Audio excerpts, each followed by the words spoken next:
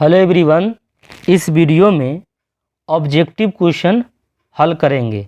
इसमें केवल आपको 25 ही क्वेश्चन हल होंगे और नेक्स्ट वीडियो में ही 25 होने वाला है, तो ज़्यादा नहीं करेंगे, लॉन्ग छोटा सा वीडियो बनाएंगे। तो यहाँ पर देखिए पहला क्वेश्चन क्या कह रहा है, सअभाज्य संख्याओं का मौसा होता है। तो देखिए सअभाज्य संख्या वह संख्या होता है जिसका HCF 1 होता है। क्लियर ना?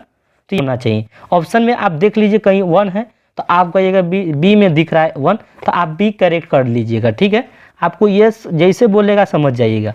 यहाँ कह रहा है दो संख्याओं का है ना गुणनफल 2166 है और इनका मौसा 19 है, तो लौसा पूछ रहा है। तो जानते हैं लौसा बराबर होता है, लौसा आपको याद होना चाहिए, लौसा बराबर दोनों संख्याओं का गुणनफल बट्टे मौसा। तो दोनों संख्याओं का गुणनफल दिया ही है, तो हम दोनों संख्याओं का गुणनफल क्या दिया है 2166 अब बट्टे मौसा। तो मौसा आपको वैल्यू दिया है मौसा 19, तो 19 लिख देंगे नीचे। अब इसको कट कर लेंगे। कट कैसे करेंगे, यहाँ जगह नहीं है तो यहाँ पर हल कर लेते हैं। तो देखिए 19 से कहीं 19, 19 से कहीं 19 और 19 से कहीं 19, तो 21 में 19 जाएगा तो कितना बचेगा 2 और 2 पे 6 होगा तो 26, फिर 19 से कहीं 19, 19 से कहीं 19। अब देखिए 26 हो गया, 26 में 19 जाएगा तो कितना बचेगा 7, 7 पे 6 होगा तो 76, 19 चौका 76, 114 आ रहा है।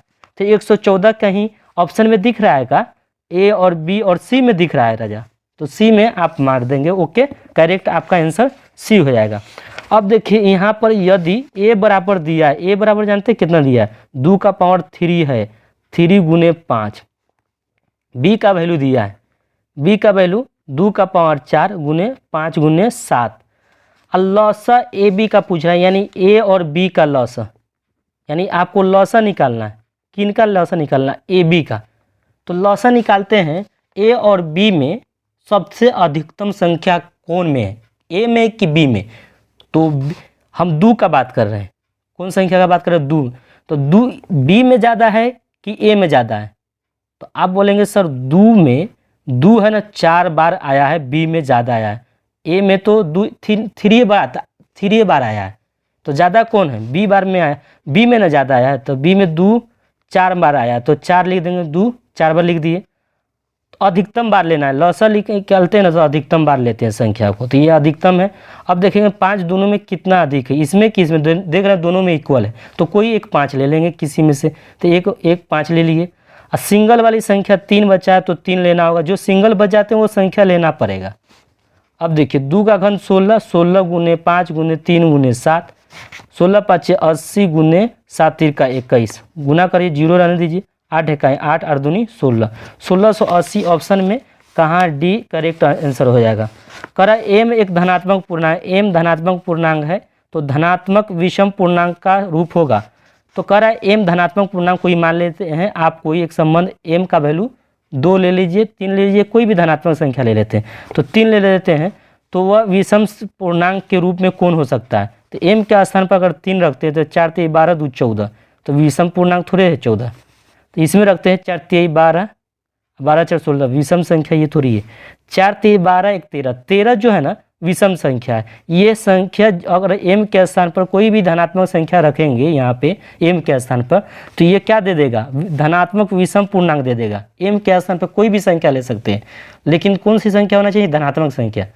तो ऑप्शन क्या हो जाएगा? ऑप्शन आपका सी हो जाएगा, ये धनात्मक विषम के रूप में है सी। निम्नलिखित में कौन आभाज्य संख्या है? आभाज्य संख्या जानते हैं ना, एक और स्वयं से ही भाग जाए, अन्यथा दूसरी संख्या से भाग नहीं जाना चाहिए, एक और स्वयं से। तो 13 जानते हैं, एक और स्वयं खुद से ये भाग जाएगा और अन्यथा कोई संख्या से ये भाग नहीं जाने वाला है, तो ये आभाज्य संख्या ऑप्शन आपका सी हो जाएगा। निम्नलिखित में कौन सा अपरिमेय संख्या है? अपरिमेय संख्या जानते हैं जिसमें रूट लगाओ, तो रूट तो देख रहे हैं सब में लगा है, तो रूट निकलना नहीं चाहिए, ये भी सुन लीजिए। तो ये रूट 17 जो है ना, ये 17 निकलने नहीं, रूट के अंदर, रूट से बाहर नहीं निकलेगा, ये सब निकल जाएगा। इसका जैसे 10 निकल जाएगा, ये 2 निकल जाएगा, इसका तो 4 निकल जाएगा, इसका 5 भी निकल जाएगा, समझ रहे हैं ना, 5 4 9 ये। तो ये सब क्या था? ये सब आपका परिमेय संख्या है, लेकिन ये रूट से 17 है ना, ये क्या हो जाएगा, अपरिमेय संख्या है, क्योंकि ये 17 का वर्गमूल नहीं निकाल पाएंगे, तो इसलिए ऑप्शन आपका ए हो जाएगा। करा 144 के अभाज्य गुणनखंड में 2 का घातांक, 144 के अभाज्य गुणनखंड करना होगा, तो इससे हमको जानते हैं 12 का स्क्वायर है, क्या है 12 का स्क्वायर। अब 12 का अभाज्य गुणनखंड कर लीजिए 2 गुने 2 गुने 3, क्योंकि 2 दूनी 4 3 12, इसका होल स्क्वायर लिखिए। जानते हैं ये दोनों पावर जुड़ जाएगा, तो ये क्या होगा 2 का स्क्वायर गुने 3 लिख दीजिएगा, क्यों, क्योंकि ये एक पावर यहाँ है एक पावर यहाँ है, तो ये बेस सेम है तो पावर जुड़ जाएंगे, तो एक एक क्या हो गया 2। अब होल स्क्वायर है तो इस पर पावर दोनों पर जाएगा, तो इस पर जाएगा तो गुना होकर आएगा, तो 2 दूनी 4, यहाँ 3 का स्क्वायर। यहाँ जान रहे हैं यानी अभाज्य गुणनखंड में 2 का घातांक, 2 का घातांक पूछ रहा है, 2 का घातांक कितना है 4 है, तो 4 ऑप्शन इसका करेक्ट ऑप्शन होगा, सी हो जाएगा।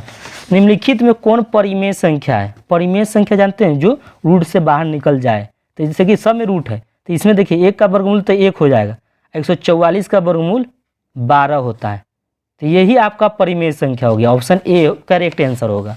निम्नलिखित में कौन सा अभाज्य संख्या है, अभाज्य संख्या अभी बताएं, केवल एक और स्वयं से ही भाग लगे, अन्यथा किसी संख्या से भाग न लगे, वो क्या हो जाएगा अभाज्य संख्या हो जाएगा। तो ऑप्शन कहाँ आपको दिख रहा है, तो ये देख रहे हैं, ये सब संख्या है ना, ये कटेगा, खुद से भी कटेगा, एक से भी कटेगा, अन्य अतिरिक्त संख्या से भी कटने वाला है दोनों, तो ये अभाज्य संख्या नहीं होगा, अभाज्य संख्या सी होगा, क्योंकि ये यही होगा एक और स्वयं से कटने वाली संख्या, तो ऑप्शन आपका सी करेक्ट आंसर। निम्नलिखित में किसका प्रसार दशमलव अशांत होगा, अशांत जानते हैं, ये आपका देखिए ये नहीं होगा, क्योंकि इसके हर वाला को देखेंगे, शांत अशांत की बात हो जाए तो हर का अभाज्य गुणनखंड कर लेना चाहिए। जब अभाज्य गुणनखंड हर का करिएगा तो 2 का गुने 5 का स्क्वायर होगा, क्योंकि 5 का वर्ग 25 दूनी 50, इसके इक्वल आ जा रहा है, तो हर में अगर 2 गुने 5 आया है, पावर कुछ भी रहे हमको मतलब नहीं, लेकिन बेस 2 गुने 5 आया है, तो समझिए कि ये शांत होगा। ये अशांत है कि शांत है, तो इसको देख लेते हैं। तो ये जानते हैं 343 ये 7 का घन है, क्या है 7 का घन है, 243 है, तो 243 है, तो 243 है, तो इसका अभाज्य गुणनखंड कर लीजिए। तो इसका अभाज्य गुणनखंड करेंगे तो आपको 7 से जाएगा कि नहीं, 7 त्रिका 21, 7 त्रिका 21 होगा, तो 21 में आप क्या घटाएंगे, ये 243 है, तो ये किस संख्या से भाग जाने वाला है, इसका हर का परिमेयकरण, हर में अभाज्य गुणनखंड करने से पता चल जाएगा। 4 3 7, 7 2 9, तो 3 से जाएगा ये, तो 3 से दीजिए, 3 8 24, 3 1 3, अब 3 से दीजिएगा तो ये कितना है 27, फिर 3 से दीजिएगा तो फिर कितना होगा 9, फिर 3 से दीजिएगा तो 3 3 9, तो हर में खाली 3 3 आ रहा है। अब मुझे हर में क्या चाहिए था, हर में 2 गुने 5 के रूप में नहीं आना चाहिए, तो यहाँ पर है नहीं, ये 3 3 के रूप में, अगर 3 3 के रूप में है तो वह अशांत हो जाएगा, तो ऑप्शन कहाँ हो जाएगा बी हो जाएगा। ठीक है, एक अशून्य परिमेय संख्या और परिमेय और एक अपरिमेय संख्या का गुणनफल क्या होगा, तो हमेशा अपरिमेय संख्या होगा, ऑप्शन बी हो जाएगा। अशून्य परिमेय समझ रहे ना, जो 0 को अलावा कोई भी परिमेय संख्या ले सकते हैं, तो मैं ले लेता हूँ एक अपरिमेय संख्या 3, ठीक है, एक अपरिमेय संख्या √3 ले लेता हूँ, इन दोनों को गुना करूँगा तो क्या होगा अपरिमेय संख्या न आएगा, यही बोल रहा है। कोई भी संख्या लीजिए, शून्य के अलावा जो भी परिमेय ले सकते हैं, एक अपरिमेय लेंगे, दोनों को गुणनफल आएगा तो हमेशा अपरिमेय संख्या होगा। 45 और 60 का मौसा, तो 45 और 60 का मौसा आपको पता है ना, 45 से कहें 45, ये 7 में से 45 जाएगा तो 15 आएगा, 15 है ना, ये 45 अंदर है, तो 15 3 45, तो काटा कौन 15, तो HCF कितना होगा 15, ऑप्शन कहाँ है डी में, करेक्ट आंसर डी हो जाएगा। आगे नेक्स्ट क्वेश्चन में देखिए पाई अपरिमेय संख्या है, तो ऑप्शन आपको ऐसा दिखे ना तो ऑप्शन मार दीजिए अपरिमेय, क्योंकि पाई देखते ही अपरिमेय बता देना है, तो ऑप्शन आपका बी हो जाएगा। कह रहा है इसमें P1 निकालिए, तो यानी P के 1 के x के स्थान पर 1 रखना है, जहाँ हम x है वहाँ पर 1 रखिए, किब है तो किब कर दिए, 5 गुने 1 के x के स्थान पर 1 रख रहे हैं, यहाँ स्क्वायर है तो स्क्वायर लिखिए, प्लस 2 गुने 1 प्लस 2, ठीक है। अब इसको सोल्व करते हैं, यहाँ पे एरिया नहीं है तो यहाँ पर देखिए 1 का घन क्या है 1, आप देखिए 1 का वर्ग 1, 1 में 5 से गुना करेगा तो 5 हो जाएगा, प्लस 2 1 है 2 प्लस 2, जानते हैं, 2 2 4 4 1 5, 5 माइनस 5 इक्वल 0। तो यहाँ इसका करेक्ट आंसर ए हो जाएगा, 0 आंसर है। कह रहा 0.7 पर रेखा, ये रेखा आएगा, इसका मतलब क्या आ गया 7 लिख दीजिए। रेखा का अर्थ है कि 9 आएगा, एक 9 आएगा, क्योंकि एक अंक पर एक रेखा है। तो 7/9 ऑप्शन ए में दिया है। जानते हो 8 का पावर 0 है, तो किसी भी संख्या का पावर 0 होता है तो 1 दे देता है रिजल्ट। इसका भी गुना है तो गुना लिख दे, इसका भी रिजल्ट क्या होगा 1, गुना करेंगे तो 1 हो जाएगा। तो ऑप्शन कहाँ दिया है, बी में, तो बी मारिए।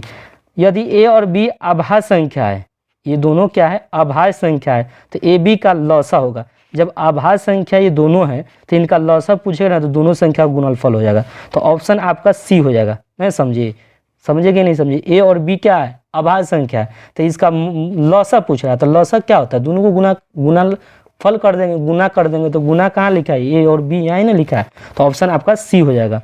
निम्नलिखित में कौन अभाज्य संख्या है, अभाज्य संख्या बता रहे हैं कि वह संख्या जो केवल एक या स्वयं से कटती है, या तो ये भी बोल सकते हैं उसका है ना उभयनिष्ठ गुणनखंड 2 होना चाहिए, ये भी बोल सकते हैं उभयनिष्ठ गुणनखंड 2 होना चाहिए। तो 2 होता है अभाज्य संख्या का। तो यहाँ अभाज्य संख्या आपको सेलेक्ट करने के लिए, तो अभाज्य संख्या बी में दिया है, अभाज्य संख्या होगा बी आपका। निम्नलिखित में कौन परिमेय संख्या है, तो देखिए ये रूट में है, रूट से बाहर नहीं कर सकते, इसको भी बाहर नहीं कर सकते। देखिए √3 का √3 ही कट जाएगा। तो ये 2 में 1 से गुना करें तो 2 1 2, और 2 में 1 से भाग देंगे तो 2, इसका रिजल्ट 2 आ रहा है। और 2 क्या है परिमेय संख्या है, तो ऑप्शन आपका सी हो जाएगा। कह रहा है इनका मस इतना के रूप में है, तो एम का मान पूछ रहा है। तो ये देखिए बहुत क्लियर है, 65 का 117 का अभाज्य गुणनखंड करिए, मैंने इनका मौसा निकालते हैं पहले। तो 65 इकाई 65। अब देखिए 7 में से पाया गया 2, और यहाँ 11 में से 6 जाएगा तो कितना होगा, 7 में से पाया गया 2 बच गया, तो 11 में से 6 जाता है तो 5 हो जाएगा। अब देखिए यहाँ 65 है तो 65 लिखिए, 52 इकाई 52। अब देखिए 5 में से 2 गया 3, 6 में से 5 गया 1, यहाँ 52 है तो 52 लिखिए। ये वाला संख्या हम इसका क्या कर रहे हैं मौसा निकाल रहे हैं। 13 चौका 52, तो इनका मौसा कितना आया 13 मौसा आ गया। और इसका है ना मौसा इस रूप में भी है, तो यहाँ देखिए 65m - 117 बराबर 13 हो जाएगा। क्योंकि देखिए यदि इनका मौसा इतना के रूप में है, तो इनका मौसा भी हम निकाल के देख लिए, तो इनका 13 मौसा रहा, और इनका मौसा इतना के रूप में भी है, तो दोनों बराबर होगा कि नहीं, हो जाएगा। तो मैं वही लिख रहा हूँ, 65m बराबर 13 + 117, 65m बराबर क्या हो जाएगा 130, m बराबर क्या हो जाएगा 130/65, 65 इकाई 65 दूनी 130। तो आपका ऑप्शन 2 हो जाएगा। ऑप्शन 2 बी में दिया है। कह रहा 2, 10 और 20 का लौसा और मौसा का अनुपात। पहले लौसा मौसा निकालेंगे तब ना अनुपात करेंगे। तो हम इसका 2 है ना, 2 का है ना आपको अभाज्य गुणनखंड करना है। तो 2 का अभाज्य गुणनखंड क्या होता है, अभाज्य गुणनखंड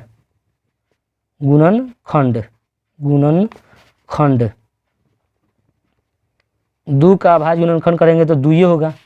इसी तरह 10 का अभाज्य गुणनखंड करेंगे तो कितना आएगा, आपसे पूछ रहे हैं। 10 का होगा 2 × 5। इसी तरह आपसे 20 का अभाज्य गुणनखंड करें तो कितना होगा, तो 20 का अभाज्य गुणनखंड 2 × 2 × 5 होगा। तो पहला लौसा ही कर लेते हैं 2, ठीक है, क्योंकि पहला क्या करेंगे लौसा। तो लौसा 2, 10 और किसका 20 का लौसा। तो लौसा देखिए इसका लौसा कितना होगा ये बताइए। तो लौसा, तो लौसा सबसे अधिक संख्या किस में है, आपके 20 वाला में है, 2 ज़्यादा बार, तो यानी 2 लिखिएगा। अब देखिए 5 है तो एक सिंगल बार क्या है 5 ले लीजिएगा। तो 2 × 4 = 5 20 हो गया। इसका एलसीएम क्या हो गया 20। एचसीएफ जानते हैं, इन 2, 10 और 20 का मौसा। तो इनका मौसा निकालिए, तो मौसा कितना होगा, तो 2 सब में हो तो 2 ही है सब में। अब इसका अनुपात बोल रहा है, लौसा और मौसा का अनुपात। तो लौसा 20 है, अब मौसा का मतलब अनुपात मतलब बट्टा, 2 × 1 2, 2 दाई 20, तो 10/1। इसको लिख सकते हैं 10:1। तो 10:1 ऑप्शन आपको बी में दिया है। क्या दिया है बी में, तो ऑप्शन आपका बी हो जाएगा। सबसे छोटी भाज्य संख्या, तो सबसे छोटी भाज्य संख्या 4 है, और छोटी अभाज्य संख्याओं का मौसा कितना होगा। देखिए यहाँ पर कह रहा है सबसे छोटी भाज्य संख्या 4 और कह रहा है छोटी अभाज्य संख्याओं का मौसा। मौसा पूछ रहा है ना, तो देखिए मौसा तो छोटी अभाज्य संख्या 4 है और सबसे छोटी भाज्य संख्या 4 है, ठीक है ना। छोटी अभाज्य संख्या 2 है और सबसे छोटी भाज्य संख्या 4 है, इनका मौसा बोल रहा है। तो 2 दूनी 4, तो क्या हो गया, दुइये ना मौसा होगा, तो ऑप्शन आपका बी हो जाएगा। 22 का क्या हो जाएगा, बी। 2 लगातार संख्याओं का मौसा, 2 लगातार संख्याओं का, तो कोई ले लीजिए, 2 और 3 ले लीजिएगा, इसका लगातार मौसा निकालिएगा। 2 लगातार संख्याओं का मौसा याद रखिए 1 होगा, इतना तो समझ में आ रहा है ना। 505 के कितने अभाज्य गुणनखंड होगा, 505 का अभाज्य गुणनखंड देख लेते हैं। तो 5 से देखिए, 5 इकाई 5, 0 0 5, देखिए फिर कितना से दीजिएगा, 11 से, तो 11 9, 11 9 99, 11 9 99, और 99 में से 100 में से 99 जाएगा तो 1 होगा, 1 पे 1 होगा तो 11, 11 इकाई 11। अब जानते हैं कितना जाएगा, 13 7 91, तो 1 2 3 4, 4 को अभाज्य गुणनखंड आएगा, तो ऑप्शन कहाँ है, बी में हो जाएगा।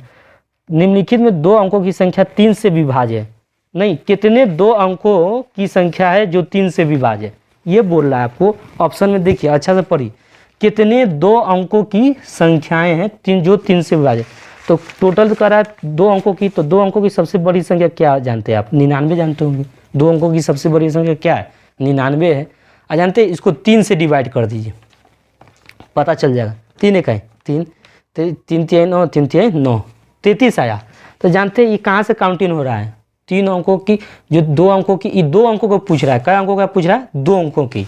तो 2 अंकों देखिए, 2 अंकों की संख्या कहाँ से स्टार्ट होगा, जो 3 से डिवाइड होगा, 12 से लेके 99 वाला पूछ रहा है। जानते हैं इसमें 3 एक्स्ट्रा जुड़ गया है, कौन वाला जुड़ा है वो जानते हैं, 3 6 9, ये 3 अंकों का, 2 अंकों का थोड़ी संख्या है, ये 2 अंकों की संख्या नहीं है, आपको 2 अंकों की संख्या पूछ रहा है। 12 से लेके 99 तक ले पूछ रहा है कि 3 से कितनी संख्या डिवाइड है। तो इसमें आपको काउंटिंग जो जब 3 से डिवाइड किए ना, तो यहाँ पर 33 आया था, तो वो 1 से लेके 99 तक पता चल गया था। तो हमें 2 अंकों का यहाँ पूछ रहा है, क्या अंकों की संख्या पूछ रहा है, 2 अंकों का। तो 2 अंकों की संख्या जब पूछ रहा है, तो ये 2 अंकों की संख्या ननू है, 3 6 9, तो हम कहेंगे 9, तो 3 वो हटेगा ना, ये तीनों हटेगा, तो 33 में से 3 घटा दीजिए तो कितना बचेगा, 30, कितना बचेगा, 30। तो ये ऑप्शन आपका 30 ऑप्शन बी में दिया है। नेक्स्ट वीडियो में मिलते हैं।